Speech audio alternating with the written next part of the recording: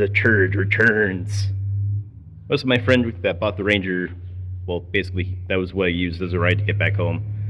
See ya. So, yeah, this is gonna be fun. I get to change the gas tank in it. So I'm gonna show you how to do that. And ignore my thumb, it's really like messed up, so it'll be gross. So yeah, this is gas tank. That's about it. Okay, staging stuff. It really helps. We're gonna go over that right now. So we have the gas tank oriented the way it needs to be. I will probably put the new or old fuel tank pump, or I'm sorry, I'm saying it weird. We're going to put the old fuel pump in with the new pickup sock and new gaskets. So here is our part number you're gonna be looking for. If I can find it on this box, I know it's on here somewhere. That. So you get that. And supposedly it's that part number for the main gas tank will seal for the fuel pump. We got the neck or the fuel neck gasket, and then another one, I guess. Not really sure why there's that many, but hopefully we won't need those. These are just backup things. He does need new gas tank straps because they're quite garbage on this one. So we'll get to that when we get to it. For right now, I've just pulled the seat and cover and started to disconnect a few things for the fuel pump. So it was just some Phillips screws. You pull them off, and then you basically get this thing off. You can get basically disconnected with a erect thumb and just push in on this, and it'll make it disconnect off of that. So this being, I believe, a 96 or 95, I'm not super familiar with these. I will make sure I know when I put the description in, but you'll need to basically have I'm going to find out what size actual like wrench to put on this side, and then just a set of pliers to disconnect this side. I'm assuming this is fuel return, so it's not as serious. A set of, I don't have it in here anymore, but it was a 12mm deep well socket. It gets past the seats relatively easy. You'll have a bolt on this end, the middle, and this to there. That basically, once you pull those out of the way, you'll be able to get a little like safety hoop out, like pulled out from the lower half of the seat, as well as the front half of the lower part of the seat. You just pick up and pull like firmly on. It'll disconnect it. Then you feed your seat belts basically through the little like slot for the old seat belt. So that's basically everything where we're at as of right now. So we'll cut to the next part. I got it out of the car. I don't know how else to say this, but I called it a giant turd when he bought it for a reason. I'm trying not to be frustrated, but like, screw you. I don't like this car. He keeps saying it's not a rusty car, but everything I touch of it, I literally touched one of the wheel studs and just twisted right off without making my breaker bar click at 60 yet, which is not a crazy number for torque specs. It's just 60 is like a baseline for most cars. So basically, we got this out of the way. His e-brake cable was already busted on both sides, so I just unhooked it, well, the cable routing anyways, or the sheath of what was left of it, and just tucked it up front. And then, one sec. Come on, there we go. So, yeah, I could not get this line to come apart because, well, rust-free car. So, yeah, not the worst car I've ever seen, but still annoying. Everything you touch on it tries to be an issue. And just like there's a brake line that's trying to weep, that has been weeping for a very long time here, if my camera will focus. Yeah. So I may try to get that fixed. I may just tell him to get it fixed, but realistically, not the hardest thing to fix if I have to deal with that tomorrow. It's just one of those things where you do one thing on this car, it's always become something else. Just like trying to fix part of the exhaust up ahead, it became something where it was like part of the electrical or something was goofed up. I'm trying not to be upset, but this car, I do not like you. You are garbage. My Crosley has less issues than you. Boo. About to get breakfast, but it's good to look at.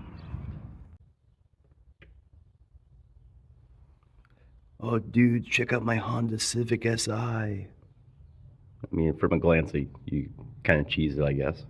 So, with both of these staged and my camera fixed, we will basically start, I believe that's evap, along with something with that evap, which will need to be fixed.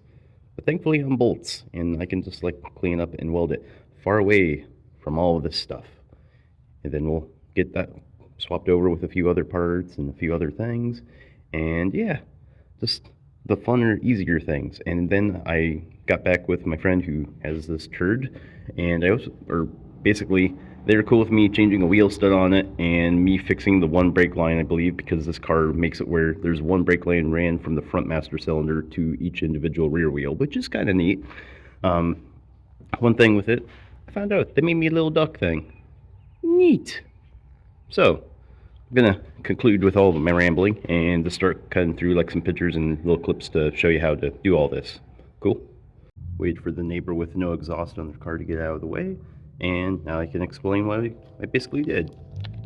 And more train sounds, awesome.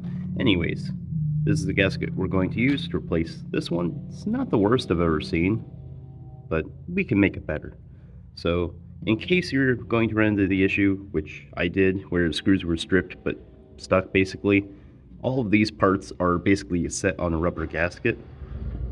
Just take a hammer and literally just tap directly on the screw, and it will basically shock the part. You can literally do it on that if you wanted to.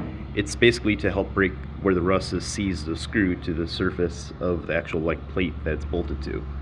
So it also hopefully breaks loose the rust in the threads. So I think that covers everything. Hydration check.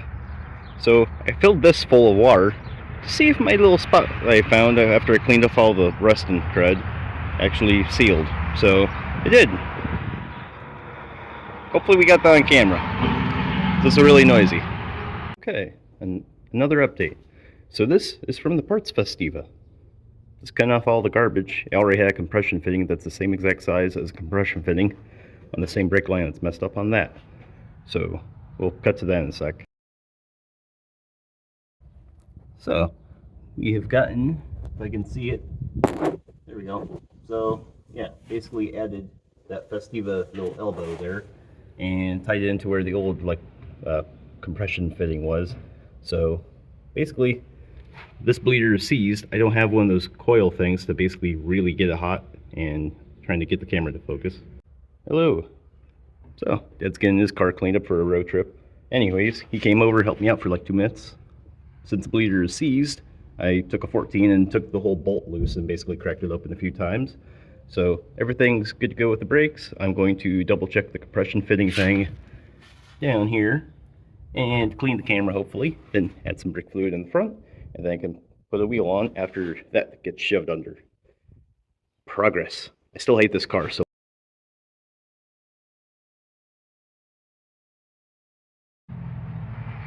return to caveman. If my camera will focus. I used a stone for my landscaping to fix that stupid nozzle tab thing that wasn't working right. So I threw some paint on this, fixed all the cracks in it. I think we covered that in an earlier vid. So I'm gonna bolt that on and everything will be finished up for this mess. I think we caught a glimpse of it. Alright, so let the gas tank down a little bit so I could start the fuel funnel neck thing right over there, and this will go next to it right over there with this. Well, I just said anyways. So once we get past that, I can get the straps hooked back up and just have a few little things up top to do. And if I've got time, I'm gonna try and change that wheel stud since, well, everything else has been fixed. That's garbage. Then just some tacks to throw the exhaust back together, and I can see this stupid little car out of my garage. Screw you. There we go. Some brake. My throat is messed up. There we go. Good. So, yes. Anyways, we just have our driver's side rear seat to put in. The exhaust to weld back up since I didn't have to cut all the way through it, so it just let settle from gravity. Hook up the e-brake, and then play with the wheel stud that he knew was bad, but he did not tell me about it. Oh man, I dropped the pepper. Anyways, I'm gonna enjoy this later. Success. Congrats. You have a Celica, you can park on a hill and not puke fuel everywhere. Yes. Awesome. Yeah, more safety things. Or the tank will fall out, go over a bump like you said. Yeah. Like you just traded out Brown's car. That one's fixed, now that one's... Alright. Ah. That one sucks, and I'm going to be the one having to drive that one home. Oh yeah, I pranked him with the O'Reilly sticker. I guess you're going to learn real quick, huh? Cool. Looks like they're doing okay. And then... I'm trying to get my leg.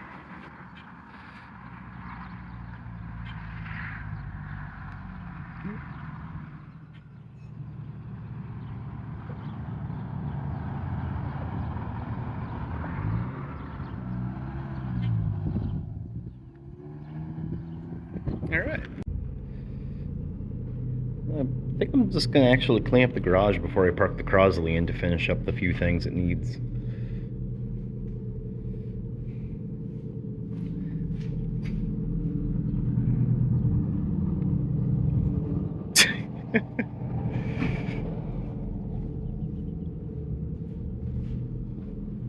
Oh yeah, update on my burning tree. It lived.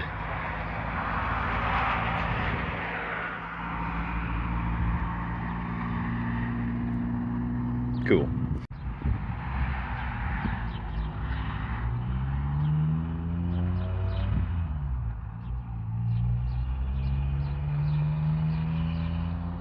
Oh yeah, the MR2 still lives.